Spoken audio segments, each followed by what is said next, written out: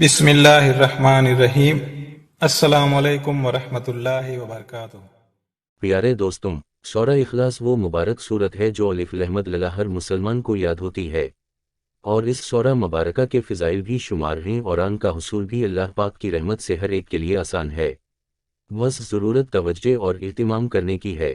ہم یہاں سورہ اخلاص کی تلاوت کے بعض فضائل کو ذکر کرتے ہیں تاکہ اس سورہ مبارکہ کی فضیلت معلوم ہونے کے ہم کثرت کے ساتھ اس کی تلاوت کرنے والے بن جائیں، اور توفیق اللہ پاک کی طرف سے ہے۔ ایک مرتبہ سورہ اخلاص پڑھنے کی فضیلت۔ رسول اللہ نے فرمایا، جس شخص نے قل ہو اللہ احد پڑھا اس نے گویا تہائے قرآن پڑھا۔ فرض نماز کے بعد 10 مرتبہ سورہ اخلاص پڑھنے کی فضیلت۔ رسول اللہ نے فرمایا، 3 عمل ایسے ہیں کہ جن کو اگر کوئی ایمان کی حالت میں کرتا ہے تو وہ جنت کے جس دروازے سے چاہے داخل ہو جائے گا اور جس حور سے چاہے گا نکاح کر لے گا۔ اداس چہرہ، الف جو اپنے قاتل کو معاف کر دے، 2 جو خفی طور پر کسی کا قرض ادا کر دے، 3 جو ہر فرض نماز کے بعد 10 مرتبہ سورہ اخلاص پڑھے۔ حضرت ابو بکر صدیق رضی اللہ عنہ نے رسول اللہ کی خدمت میں عرض کیا، یا رسول اللہ، اگر ان میں کوئی ایک کام کرے، فرمایا اسے بھی یہی درجہ حاصل ہوگا۔ 10 مرتبہ سورہ اخلاص پڑھنے کی فضیلت۔ نبی اکرم نے فرمایا، جس نے قل هو اللہ احد کو 10 مرتبہ پڑھا، اللہ تعالیٰ اس کے لیے جنت میں ایک محل بنائے گا۔ حضرت عمر رضی اللہ عنہ نے یہ فضیلت سن کر عرض کیا، یا رسول اللہ، تب تو ہم اسے کثرت سے پڑھیں گے۔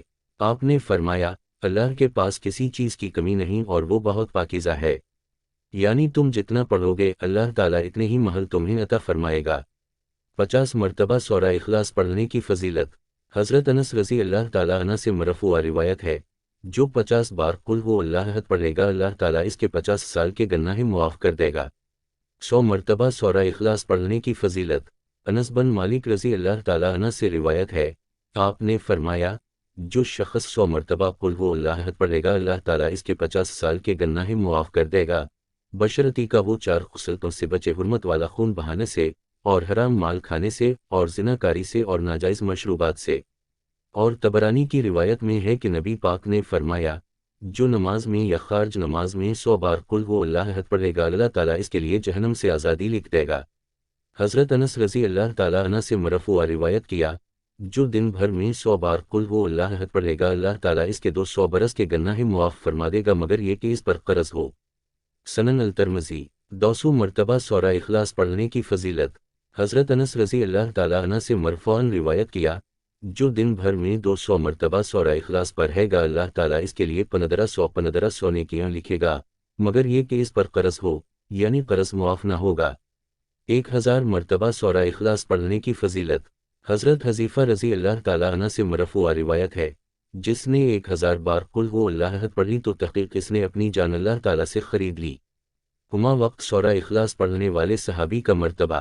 حضرت انس رضی اللہ عنہ فرماتے ہیں کہ ہم غزوہ تبوک میں حضور کے ساتھ تھے۔ ایک دن سورج ایسے نور اور روشن کرنوں کے ساتھ طلوع ہوا کہ اس سے پہلے ہم نے کبھی نہ دیکھا تھا۔ تھوڑی دیر بعد حضرت جبریل علیہ السلام نبی کریم کی خدمت میں حاضر ہوئے۔ آپ نے فرمایا، جبرائیل، جیسے آج سورج طلوع ہوا اس سے پہلے ایسا کبھی نہیں دیکھا۔